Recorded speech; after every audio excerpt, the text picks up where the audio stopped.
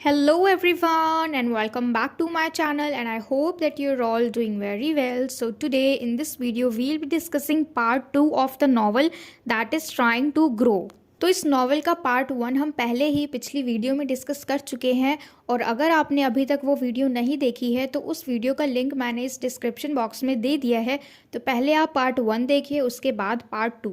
Darius फिद्रोस कांगा, ठीक है, जिसकी लाइफ की स्टोरी हम इस पूरी नॉवल में पढ़ रहे हैं, जो कि एक सेमी ऑटोबायोग्राफी है, ठीक है। और इसमें हमें बहुत अच्छे से पता है फिद्रोस कांगा जो है ये एक डिसेबल है, ठीक है। और जब भी इसको ये बात रियलाइज़ होती है तो वो इसको क्या कहता है, एक डेविल, और उसको बहुत अच्छे से पता है that he is suffering from osteogenesis imperfecta. इसका मतलब है कि एक ऐसा डिजीज़, एक ऐसा बोन डिसऑर्डर जो कि किसी भी बच्चे के अंदर बचपन से ही होता है, और ये बीमारी जो है ये इनहेरिटेड होती है, ठीक है। यानी कि इस बीमारी को कोई भी इंसान अपने पेरेंट्स से, अपने ग्रैंड पेरेंट्स से इनहेरिट करता है। तो इस नॉवल के पार्ट 1 में जो लास्ट चीज़ हमने डिस्कस की थी वो क्या थी कि साइरस और ब्रिट ये दोनों ही सी वेव्स को एक्सपीरियंस करने के लिए जाते हैं, और वहाँ पे ये लोग बहुत सारी बातें करते हैं।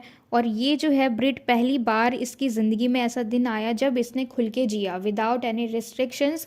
ये अपने घर के बाहर गया, ये अपने दोस्त के साथ एंजॉय कर रहा है। तो ऐसा इसकी ज़िंदगी में पहली बार हुआ था। अब हम आगे देखते हैं। अब क्योंकि ये जो ब्रिट है इसका रीडिंग करने में बहुत ज़्यादा इंटरेस्ट है, ये एक एविड रीडर है, यानी कि ऐसा रीडर जो बहुत ज़्यादा उत्सुकता से किताबों को पढ़ता हो, उसके अंदर बहुत ज़्यादा उत्सुकता हो किताबों की कहानियों को जानने की, ठीक है। तो ये इस तरीके का रीडर है। तो सैम और सेरा, यानी जो इसके पेरेंट्स है, सेरा उसकी मदर और सैम ब्रिट के फादर जो है, ये दोनों ही इसके लिए काफ़ी सारी बुक्स लेके आते हैं, आर्ट की बुक, पोइट्री की बुक। अब यहाँ पे देखो क्या होता है, क्योंकि साइरस और ब्रिट जो है ये बहुत अच्छे फ्रेंड्स बन चुके हैं।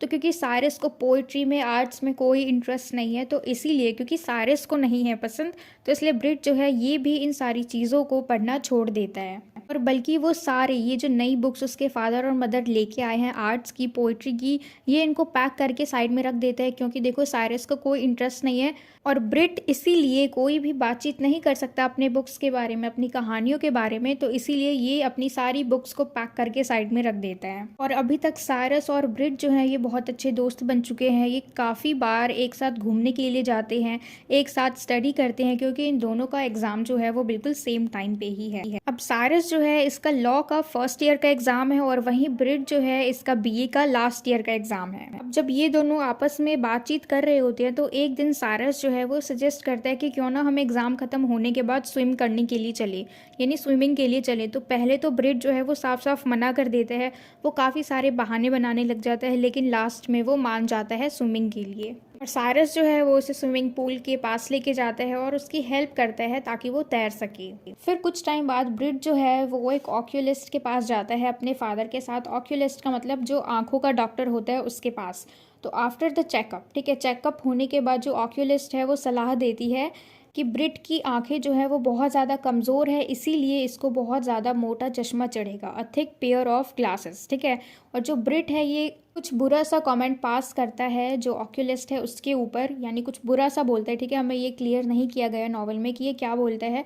तो उसके बाद पे जो ये डॉक्टर है ये रिप्लाई करती है कि मुझे पता है कि तुम ऐसे क्यों हो। ऐसे का मतलब वो सीधा कहना चाहती है कि वो डिसेबल है, ठीक है, क्योंकि उसकी जो बॉडी है वो परफेक्ट नहीं है, उसके पैर छोटे छोटे हैं, उसकी हाइट छोटी है, वो दिखने में वियर्ड लगता है। अब देखो ये चेकअप करवाने आया है, आई चेकअप, तो इसकी आंखें कमज़ोर है। तो ऐसा इसलिए कहना चाहती है क्योंकि वो हैंडीकैप है। फिर वो अपनी बात पूरी करती है कि मुझे पता है कि तुम ऐसे क्यों हो, क्योंकि you are a wicked boy and God has punished you, क्योंकि तुम एक बुरे लड़के हो और भगवान ने तुम्हें पनिश किया है।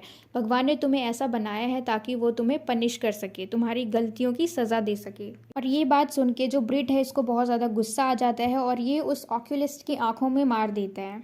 और फिर जब ये लोग वापस आ रहे होते हैं, सैम जो है यानी ब्रिट के फादर जो है वो उसको रियलाइज़ कराने की कोशिश करते हैं कि उसका जो बिहेवियर था वो बहुत ज़्यादा रूड था, और उसे कोई ज़रूरत नहीं है दूसरे लोगों की बातों पे ध्यान देने की कि कोई और उसको देख के क्या कहता है। फिर उसके बाद उसके फादर उससे सीरियसली पूछते हैं कि तुम लिखना कब शुरू करोगे, क्योंकि लिखना जो है उसने पहले डिसाइड किया था, रीडिंग, राइटिंग, वो सारी उसकी करियर बनेंगी एक तरीके से, ठीक है, वो लिखेगा आगे जाके, एक राइटर बनेगा। लेकिन अब देखो इसका मन बदल गया, क्यों? साइरस की वजह से, क्योंकि साइरस को बिल्कुल भी इंटरेस्ट नहीं है रीडिंग में, पोइट्री में, आर्ट में, तो इसलिए ये सारी बुक्स पैक करके रख देते हैं और अब उनको ये नहीं पढ़ रहा। तो इसी के फादर के क्वेश्चन पे ये रिप्लाई करता है कि writing is a lousy profession, कि राइटिंग जो है, ये जो लिखने का काम है, ये बहुत ज़्यादा घटिया प्रोफेशन है, क्योंकि इससे कोई भी पैसा नहीं कमा सकता। इससे बढ़िया तो वो एक सॉलिसिटर बन जाए, यानी एक वकील बन जाए। तो ब्रिट जो है, एक तरीके से हम कह सकते हैं कि उसने जो अपना गोल है उसको अबैंडन कर दिया है। लिखने का जो उसने सोचा था, प्लानिंग की थी, वो सब कुछ छोड़ दिया है। क्यों? क्योंकि वो साइरस की तरफ आकर्षित हो रहा है, मोहित हो रहा है, ठीक है। और वो कुछ भी ऐसा नहीं करना चाह रहा, कोई भी ऐसा चीज़ नहीं करना चाह रहा जिसमें साइरस को इंटरेस्ट ना हो, यानी कोई भी ऐसा काम नहीं करना चाह रहा जो बिल्कुल भी कनेक्टेड नहीं है साइरस से। अब 6 महीने बाद जब साइरस वापस आता है डिफार्ज के घर में रहने के लिए, तो वो मिलता है रूबी से। रूबी कौन है? ब्रिट की फ्रेंड है। रूबी जो है वो कंप्लेन करने लग जाती है कि अच्छा, तुम साइरस को पहले से जानते हो, तो तुमने मुझे पहले क्यों नहीं मिलवाया उससे, ठीक है। तो फिर डॉली जो है, यानी ब्रिट की बड़ी बहन जो है, वो कमेंट करती है, ऐसे ही मजाक में, सार्कास्टिक वे में बोलती है कि ब्रिट इज़ अ गे, कि ब्रिट जो है वो गे है। तो ये चीज़ जो है वो ब्रिट को बहुत ज़्यादा शर्मिंदा कर देती है सबके सामने। तो तभी ब्रिट की मदर आती है, सेरा, और वो भी इन सबके साथ बैठ जाती है, और वहाँ पे साइरस भी होता है। लेकिन ब्रिट जो है ये मतलब अकेला सा फील करता है उन सारे लोगों के होने के बावजूद, क्योंकि वो लोग आपस में बैठ के बातें करें और इसके लिए कोई टॉपिक नहीं है कि ये उनके साथ बैठ के बात करे। तो ये बहुत ज़्यादा अकेला अकेला सा फील करता है, ये साइड लाइन्स फील करता है।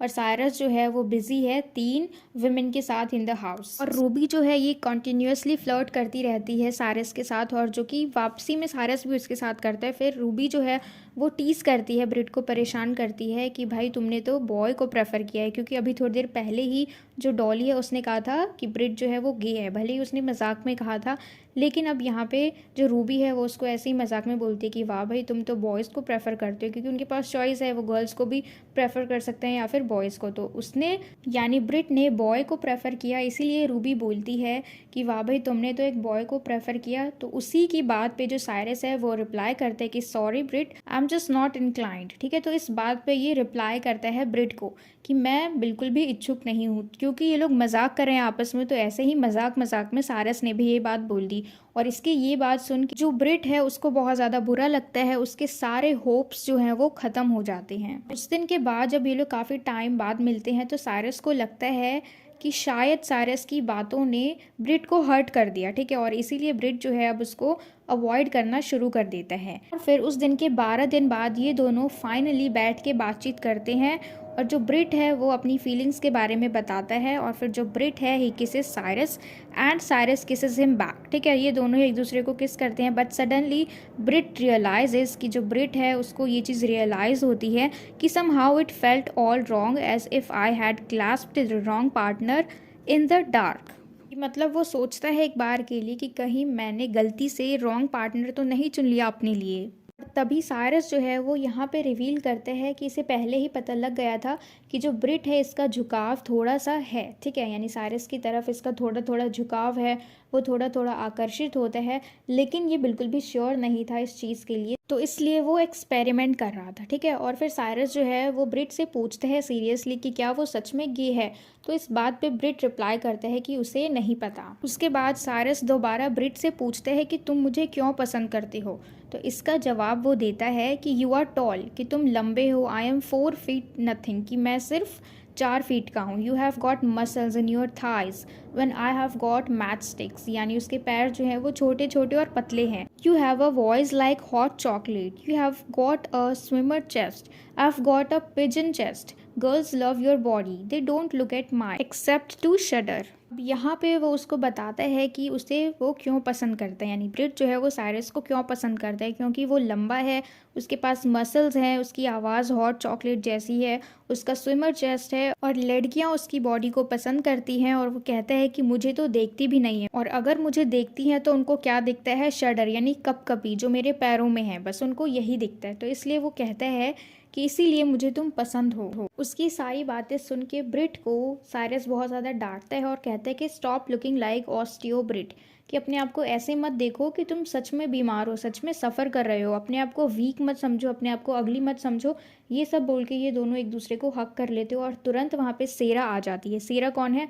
ब्रिट की मदर है, और उन दोनों को देख के ये बहुत ज़ोर से चीखती है। लेकिन जो ब्रिट है वो बाद में उनको समझा देता है कि उन दोनों के बीच में ऐसा कुछ भी नहीं है जैसा कि वो समझ रही हैं। और फिर ब्रिट जो है वो दोबारा से अपनी पूरे घर में ये बात बता देता है कि अब उसने डिसाइड किया है कि वो एक लॉयर नहीं बनेगा, लेकिन ये फिर से लिखना शुरू करेगा, जो कि उसका पुराना गोल था।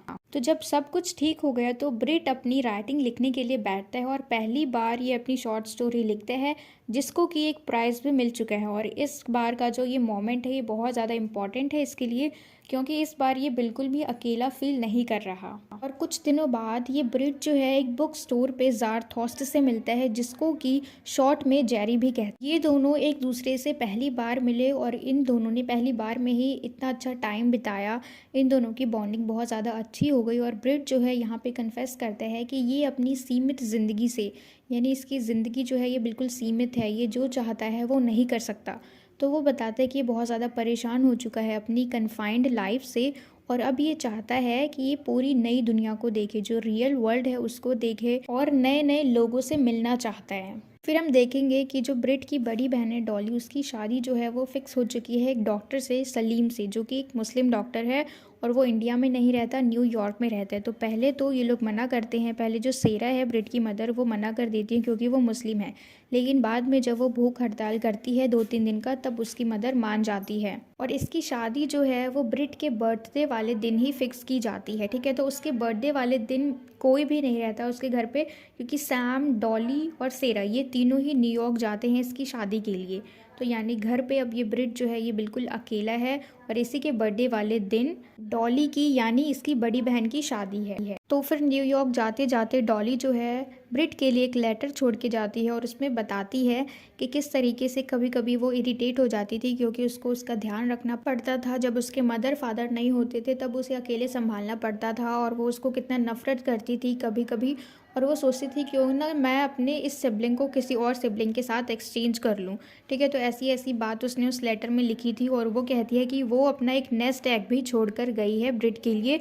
तो ये सारी चीज़ें देख के ब्रिट जो है वो बहुत ज़्यादा इमोशनल हो जाता है, और उसकी शादी ब्रिट के बर्थडे वाले दिन ही होने वाली है, ये चीज़ भी वो उसको लेटर में ही बताती है। और कुछ दिन बाद साइरस जो है वो ब्रिट को लेने आता है ताकि वो लोग उसका बर्थडे सेलिब्रेट करने जाए, क्योंकि अब उसका बर्थडे आ चुका है।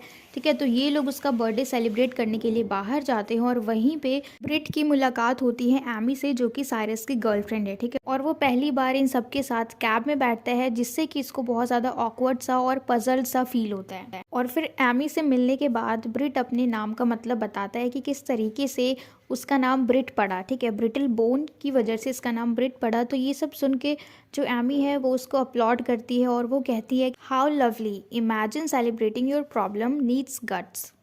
अब उसने ऐसा क्यों कहा, क्योंकि जब इसका जन्म हुआ था तो ये डिजीज़, ये डिसऑर्डर इसका तब से ही था। ठीक है, बर्थडे से ही था, और ये अपने बर्थडे को सेलिब्रेट कर रहा है, तो इस चीज़ के लिए किसी भी इंसान को गट्स चाहिए, तो इसलिए वो इसको प्रेज़ करती है ऐसा बोल के। और एमी जो है इसको भी बुक्स रीडिंग करना बहुत ज़्यादा पसंद है, और इन दोनों में काफ़ी सारी चीज़ें कॉमन है। ठीक है, और ब्रिट ने जो पहली शॉर्ट स्टोरी लिखी थी वो शॉर्ट स्टोरी इसकी बहुत ज़्यादा फेमस हो गई थी, और एमी ने भी इसकी ये स्टोरी पढ़ी है और इस स्टोरी के लिए भी ये इसको प्रेज़ करती है। और ये लोग सब साथ में मिलके इसका बर्थडे सेलिब्रेट करते हैं, और फिर वापस से ये ब्रिट घर पे आ जाता है। अब अगले दिन सुबह जब सेरा आती है घर पे और उसको जगाती है, और जगाते के साथ ही उसे इन्फॉर्म करती है कि सैम की डेथ हो चुकी है, यानी उसके पिता ब्रिट के जो फादर है सैम, उसकी डेथ हो चुकी है एक एक्सीडेंट की वजह से। वो भी कब? डॉली की शादी के अगले ही दिन। ठीक है, यानी हम कह सकते हैं डॉली की शादी उस दिन हुई जिस दिन ब्रिट का बर्थडे था। ब्रिट के बर्थडे के अगले दिन और डॉली के शादी के अगले दिन ही इनके फादर की डेथ हो गई।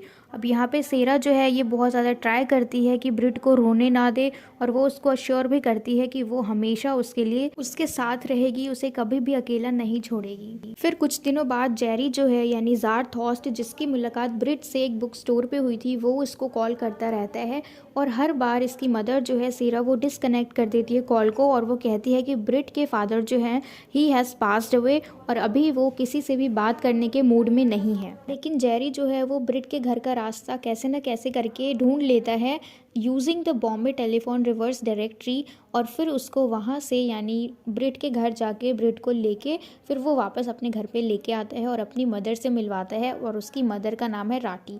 ठीक है, तो वो उसको देख के बहुत ज़्यादा खुश हो जाती है। वो पहले से ही इसको पसंद करती है क्योंकि उन्होंने इसकी शॉर्ट स्टोरी पढ़ी हुई है और उसको एड्रेस करती है एज अ फेमस राइटर। तो ये लोग आपस में एक साथ क्वालिटी टाइम स्पेंड करते हैं, पूरे दिन लंच करते हैं एक साथ में, गेम्स खेलते हैं, फ्लैश गेम्स खेलते हैं, मूवीज़ देखते हैं, और उसके बाद राटी जो है वो इसको एक बुक गिफ्ट करती है जिसका नाम है हाउसमैन्स लास्ट पोअम्स। और आगे की कहानी हम जानेंगे पार्ट 3 में। आज के वीडियो में सिर्फ इतना ही, और मुझे पूरी उम्मीद है कि जितना हमने डिस्कस किया वो सब आपको अच्छी तरीके से समझ में आया हो। And if so then please let me know in the comment box if you like this video, and share it with your friends as well so that they can get help from it. And don't forget to subscribe my channel. And till we meet in the next video, keep learning.